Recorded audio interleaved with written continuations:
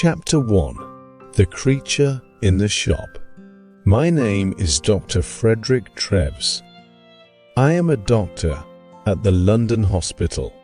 One day in 1884, I saw a picture in the window of a shop near the hospital. I stopped in front of the shop and looked at the picture. At first I felt interested, then I felt angry, then afraid. It was a horrible, ugly picture. There was a man in the picture, but he did not look like you and me. He did not look like a man. He looked like an elephant. I read the writing under the picture.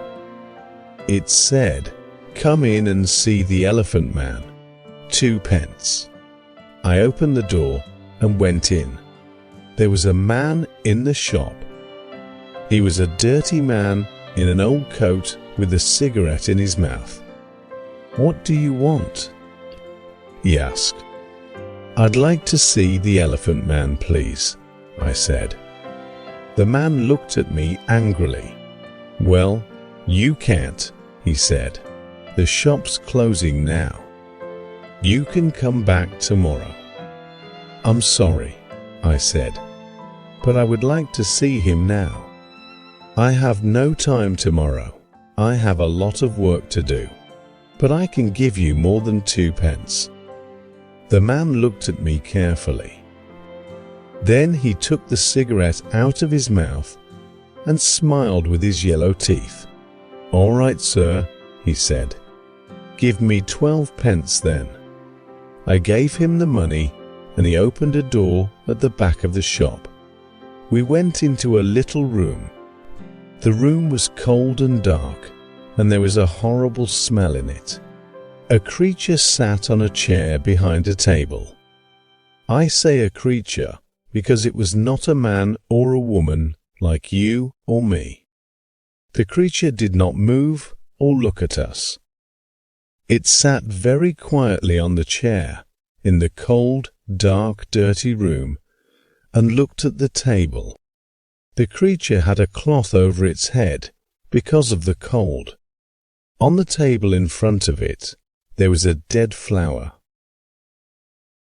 "Stand up," said the shopkeeper loudly. The creature stood up slowly. It took the old cloth off its head and put it on the chair. I looked at the creature and felt sad. I am a doctor, so I know a lot about accidents and ill people. I see horrible, ugly things every day. But this creature, this thing, was the worst of all.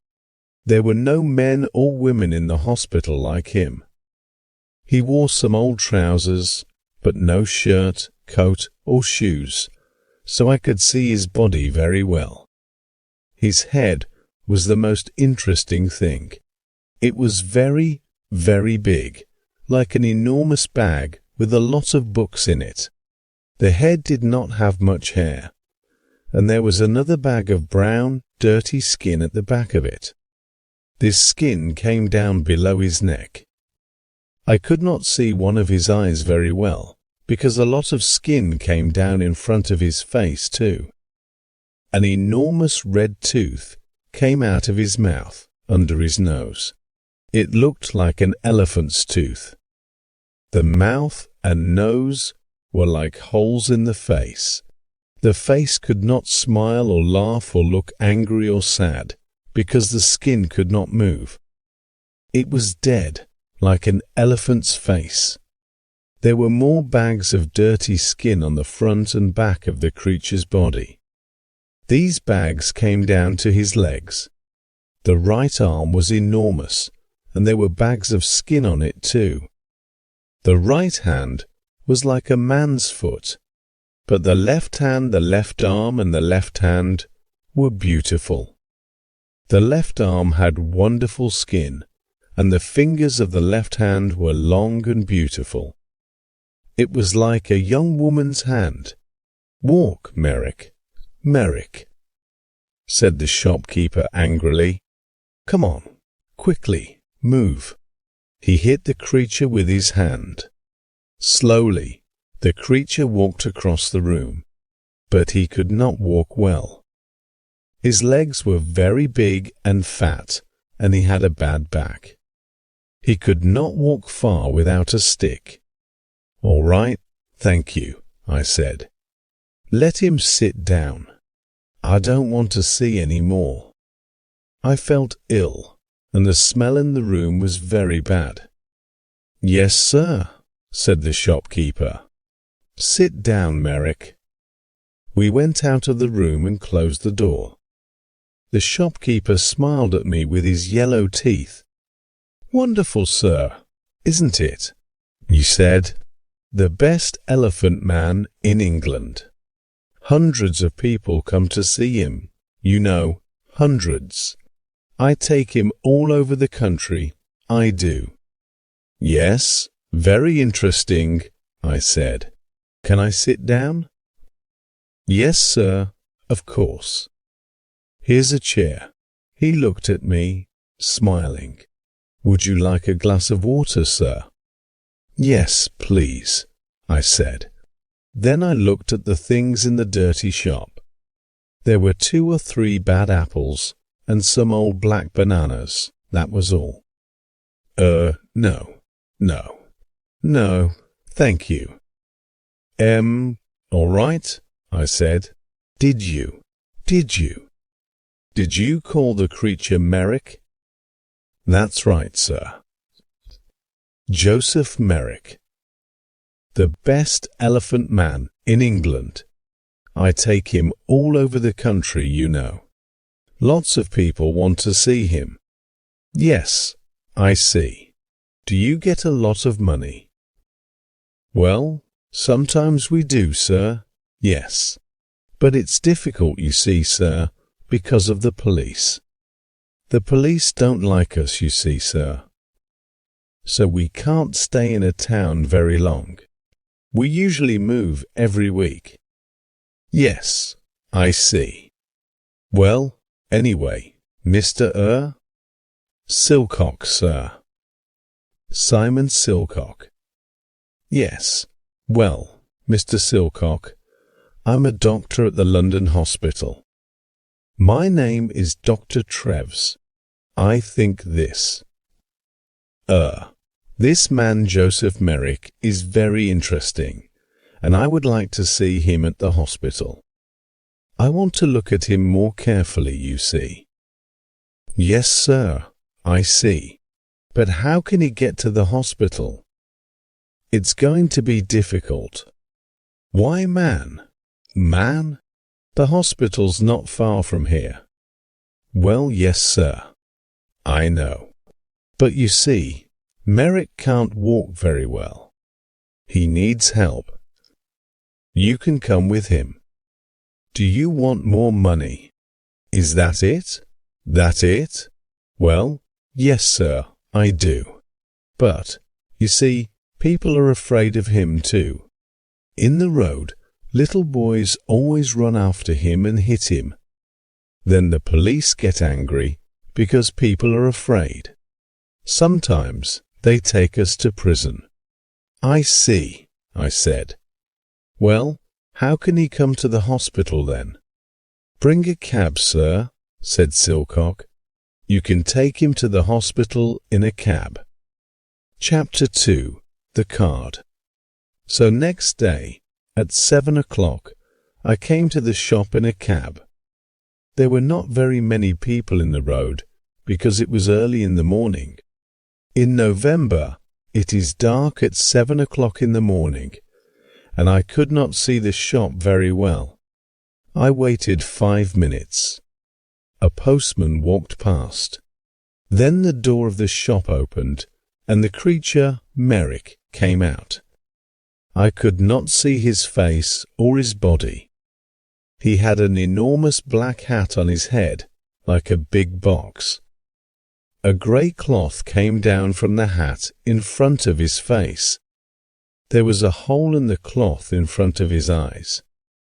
He could see out of the hole, but I could not see in.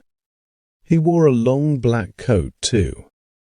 The coat began at his neck and ended at his feet, so I could not see his arms, his body, or his legs. On his feet, he wore big shoes like old bags. He had a stick in his left hand, and he walked very slowly. I opened the door of the cab and got out. "Good morning, Mr. Merrick," I said. "Can you get in?" "Help me past steps," he said. "I'm sorry," I said. "I don't understand." For a minute, he stood by the door of the cab and said nothing. Then he hit the cab with his stick. "Steps," he said loudly. "Help me up the steps." Then I understood. There were 3 steps up into the cab, and he could not get up them. "Yes, I see. I'm sorry," I said. "Let me help you." I took his left hand and began to help him. My right hand was behind his back. I felt very strange. His left hand was like a young woman's, but his back, under the coat, was horrible. I could feel the bags of old skin on his back under the coat. He put one enormous foot on the first step, and then he stopped. After a minute, he moved his second foot slowly. Then he stopped and waited again. "Hello, sir. Can I help you?" I looked behind me. It was the postman. And behind him, I could see 3 young boys. One of the boys laughed. The postman smiled. "Is the gentleman ill?" he asked. I thought quickly. "Yes, but this is a lady, not a gentleman. I'm a doctor, and she's ill. Take her hand so I can help her better." The postman took Merrick's left hand, and I helped him with 2 hands from behind. Slowly, very slowly, Merrick went up the steps and into the cab. One boy was very near the cab. He called to his friends, "Come and see this, boys. A fat lady in a black coat. And look at that enormous hat." The boys laughed. They were very near the cab too now. I closed the door quickly. "Thank you," I said to the postman. "That's all right, sir," he said. "She's a strange lady, sir, isn't she?" "She's ill, that's all," I said quickly. "We're going to the hospital." "Goodbye, and thank you."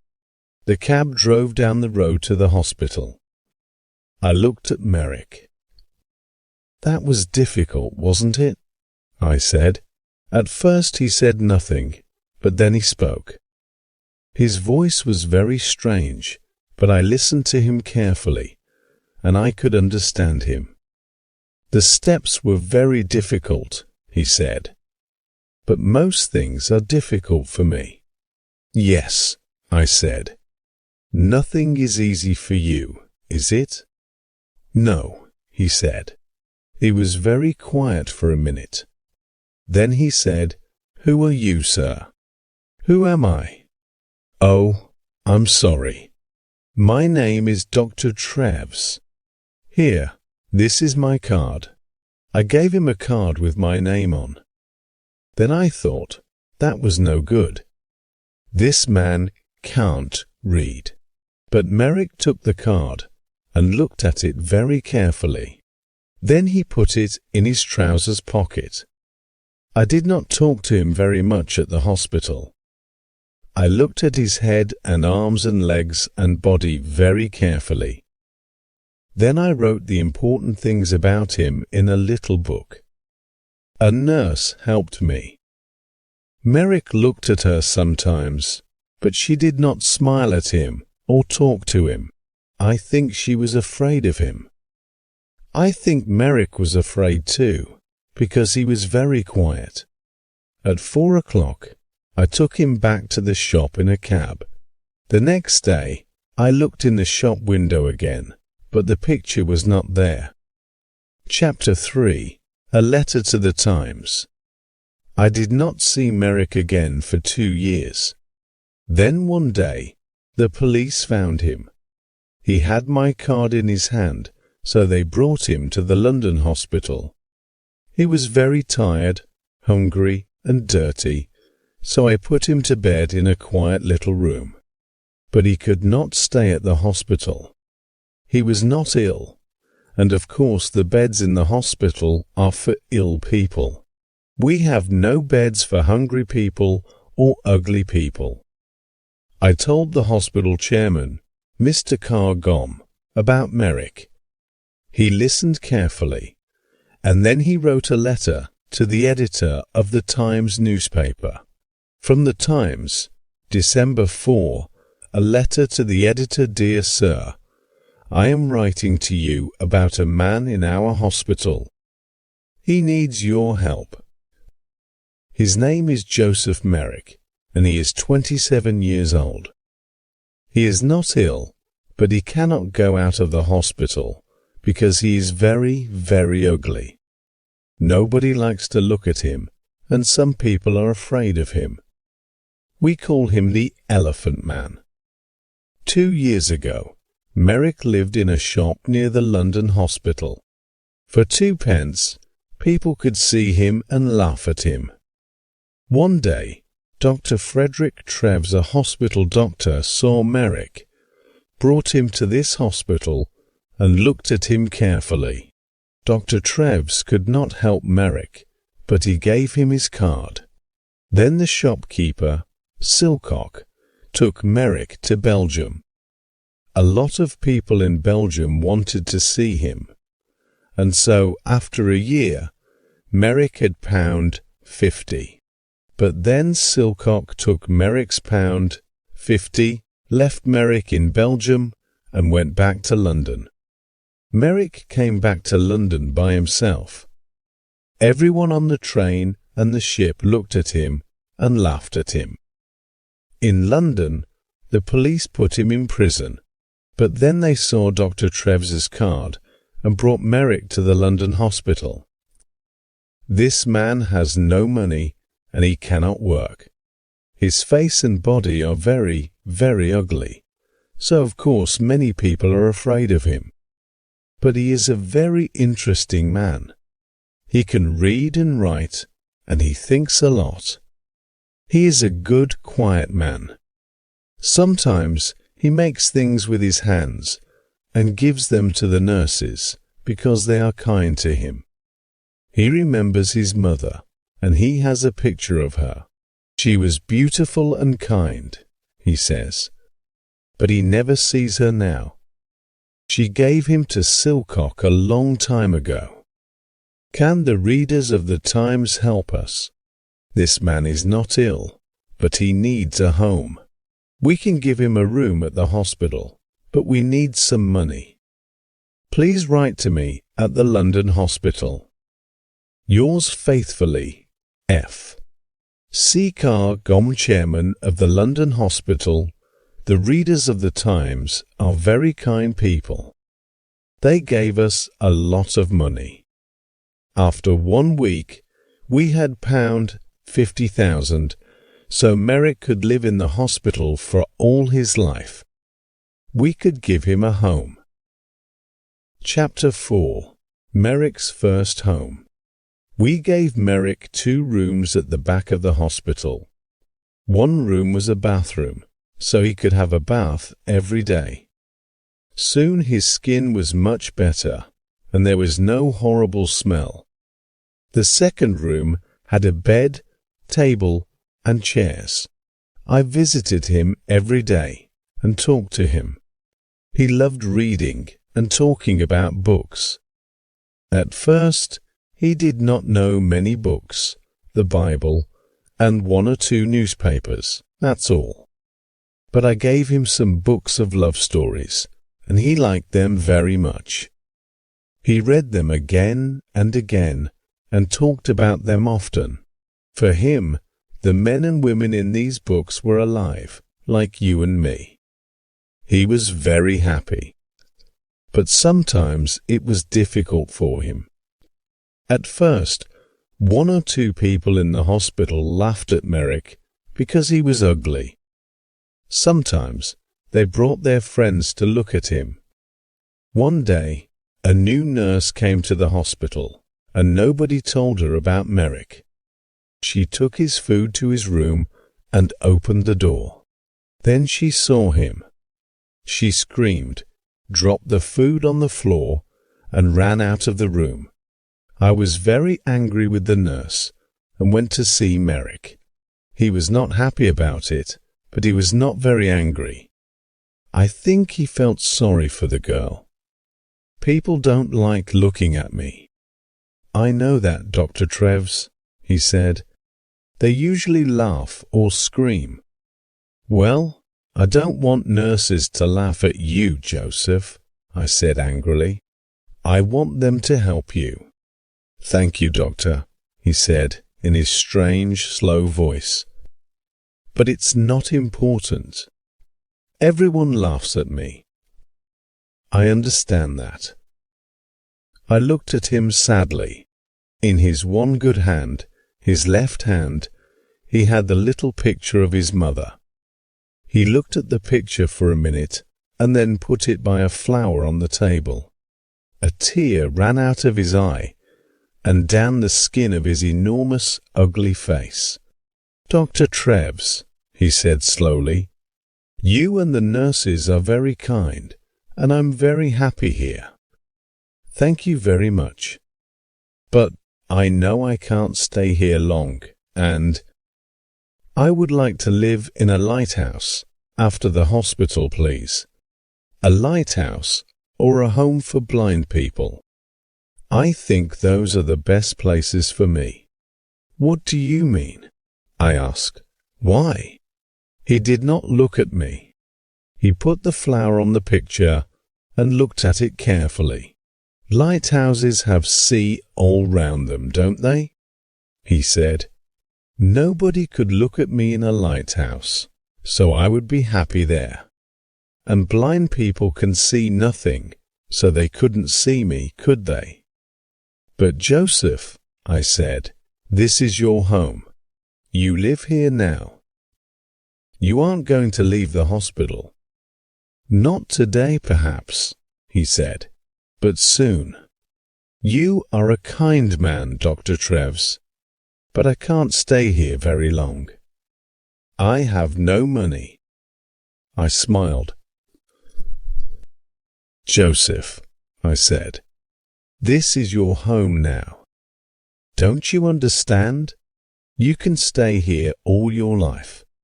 Very carefully, I told him about the letter to the Times and the money. I don't think he understood at first, so I told him again. He was very quiet for a minute. Then he stood up and walked up and down the room very quickly. A strange sound came from him, like laughing. Chapter 5. An Important Visitor. I did not want Merrick to live by himself, like a man in a lighthouse. He read his books and talked to me, but I wanted him to talk to more people.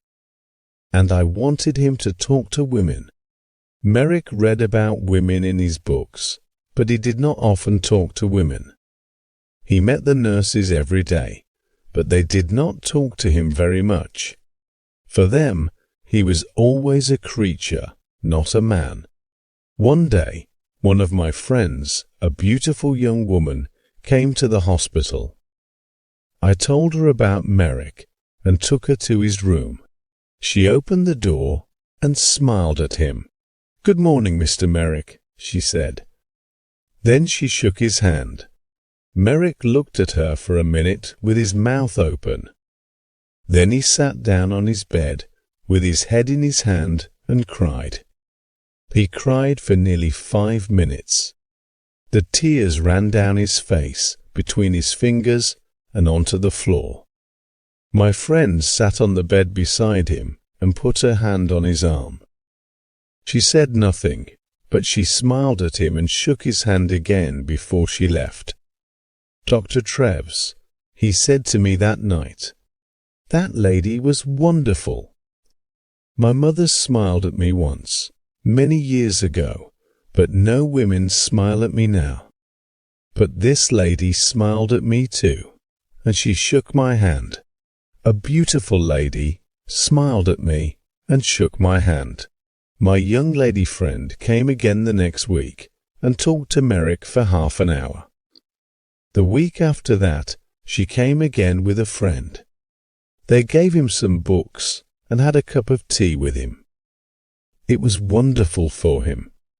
For the first time in his life, he had some friends. He was a very happy man. He sat in his room and read his books and said no more about living on a lighthouse. People began to read about Merrick in the newspapers, so he had a lot of visitors.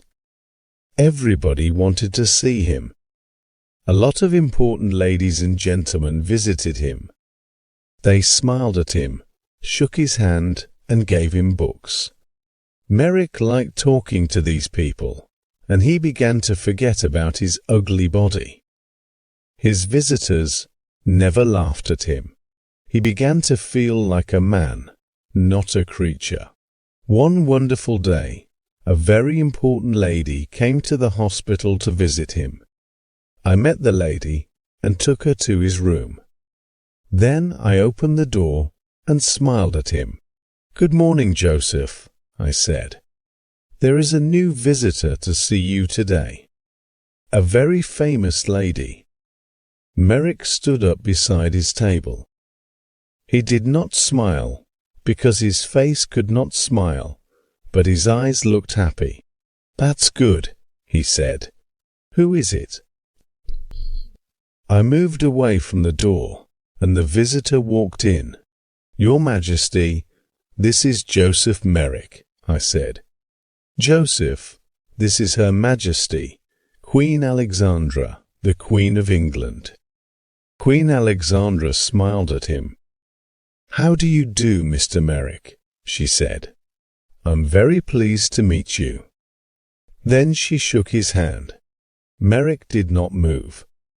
For nearly half a minute, he stood and looked at her with his mouth open. Then he spoke in his strange, slow voice. How do you do, Your Majesty?" he said. But I don't think the Queen understood him, because he tried to get down on his knees at the same time. It was very difficult for him because of his enormous legs. "No, please, Mr. Merrick, do get up," said the Queen.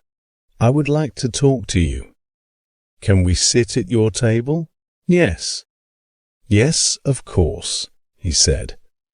They sat at the table. She took his left hand, the good hand, in hers. She looked at the hand carefully and then smiled at Merrick again. "I often read about you in the newspapers," she said. "You are a very interesting man, Mr. Merrick. You have a very difficult life, but people say you're happy. Is it true? Are you happy now?" "Oh yes, Your Majesty, yes," said Merrick. "I'm a very happy man. I have a home here now, and friends, and my books. I'm happy every hour of the day." "What a wonderful story," she said.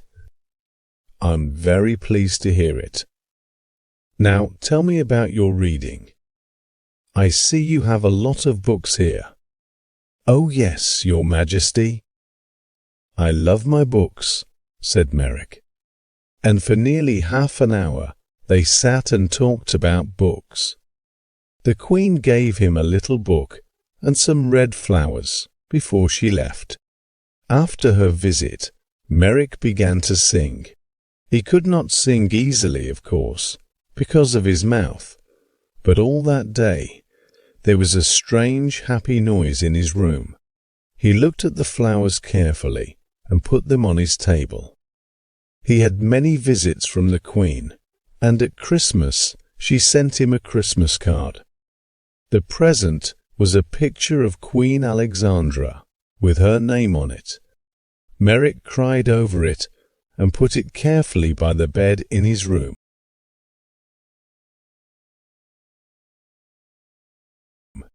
Then he sat down and wrote a letter to the Queen. It was the first letter of his life. The London Hospital, my dear Queen, thank you very, very much for your wonderful card and the beautiful picture.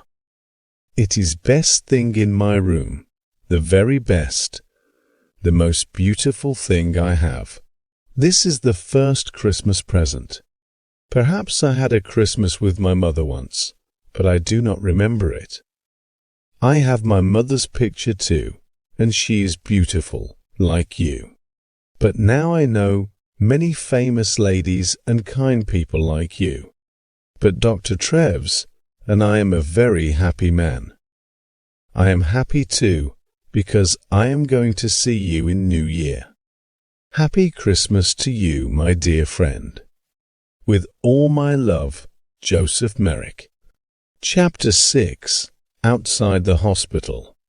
Merrick had a lot of friends now, but he was more like a child than a man. He could read about things and talk to his visitors, but he could not go out of the hospital by himself. He thought and played like a child. After Christmas, he wanted to go to the theatre. This was very difficult, because I did not want the people in the theatre to see him. But a kind lady from the theatre, Mrs. Kendall, helped us. We bought tickets for a box at the side of the theatre. We went to the theatre in a cab with dark windows, and we went into the theatre by a door at the back, the Queen's door. Nobody saw us. 3 nurses sat at the front of the box, and Merrick and I sat in the dark behind them. Nobody in the theatre could see us, but we could see the play. It was a children's Christmas play. Merrick loved it. It was a most wonderful, exciting story.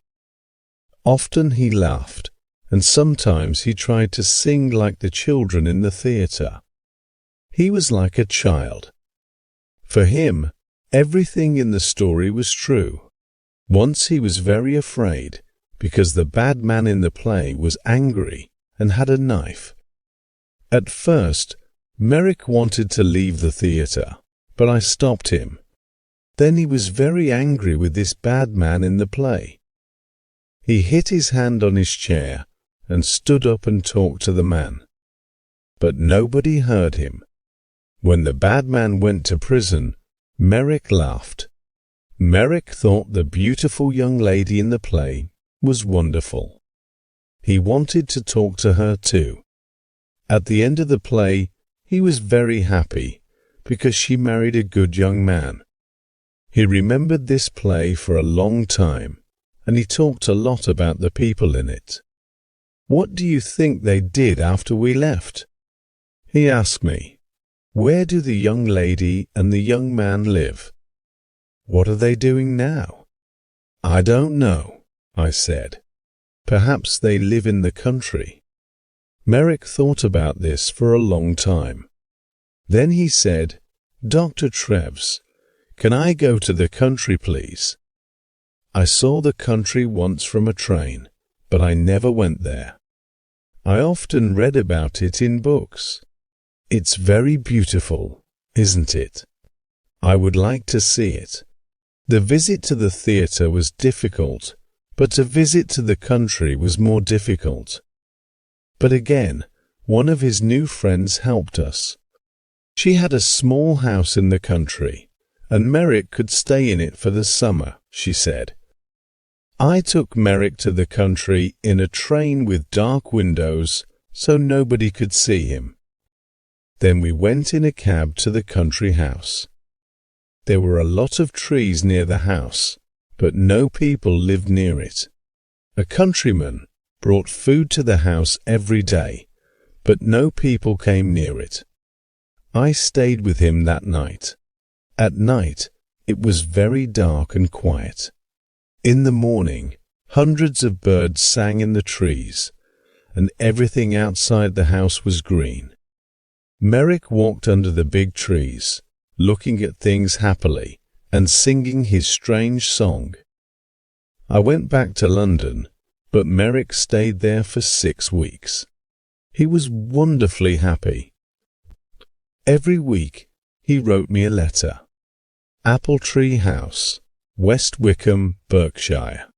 21 July. Dear Dr. Treves, I had a wonderful day again today.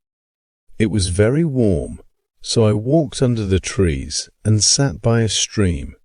The water in the stream made a beautiful noise, like singing. Did you know that? I listened to it for 2 hours. Lots of little birds came near me. One had a red body in front and a brown back. I gave it some bread and it sat on my hand. A lot of birds are my friends now. I watched the fish in the stream too. They were very exciting because they moved very fast. 1 minute they were there and the next minute I couldn't see them. But I waited quietly and they always came back. I put my hand in the water, but I couldn't touch them. I met a big dog yesterday.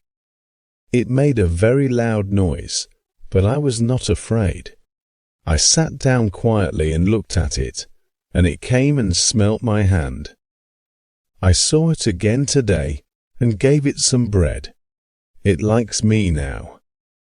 I am going to put some flowers from the country in this letter. There are hundreds of flowers here. Did you know that? I like the little blue ones best, but they are all beautiful. I have lots of them in my room. I give them water every morning. Little flowers are very thirsty, you know. I am very happy here, Doctor, but I want to see you again soon too. With love from your friend, Joseph Merrick. At the end of the summer, he came back to London. He was very well, and his skin looked much better. He talked about the country a lot, but he was happy to see his friends and his books again too. Chapter 7. The Last Letter. 6 months later, I found him dead in bed. He was on his back in bed, so at first I thought he was asleep. I talked to him, but he did not move. Then I saw that the skin on his face was blue, so I knew he was dead. He did not usually sleep on his back. His enormous head was very heavy, so he usually sat up in bed with his arms round his legs and his head on his knees. He could sleep well like this, but he wanted to sleep on his back like you and me. He tried to sleep on his back that night, but his heavy head came off the bed and he broke his neck. He died very quickly. Next day, the chairman of the London hospital, Mr. Cargom, wrote to the editor of the Times again. The Times, 3.5 years ago, I wrote to you about a man called Joseph Merrick. This man was called the Elephant Man because he was born with a very ugly body. Merrick was not ill, but he could not work, and he had no money. The readers of the Times felt sorry for him, and they gave me a lot of money for Merrick. Because of this money, we could give Merrick a home in the London hospital. It was his first good home, and for 3.5 years he lived here happily. The doctors and nurses of the hospital helped him, and many important people visited him. He read many books, he went to the theatre, and in the summer he stayed in the country for 6 weeks. Because of your readers' money, we could give him a happy life. Last night, Joseph Merrick died quietly in his bed. He was a man with a very ugly body, but he was a good, kind man, and he had a lot of friends. We like to talk to him, and we are all very sorry because he is dead. A lot of people are going to remember him for a long time. There is some money left, so I am going to give it to the hospital. Thank you, sir, for your help. Yours faithfully, F.C. Car Gom chairman of the London Hospital.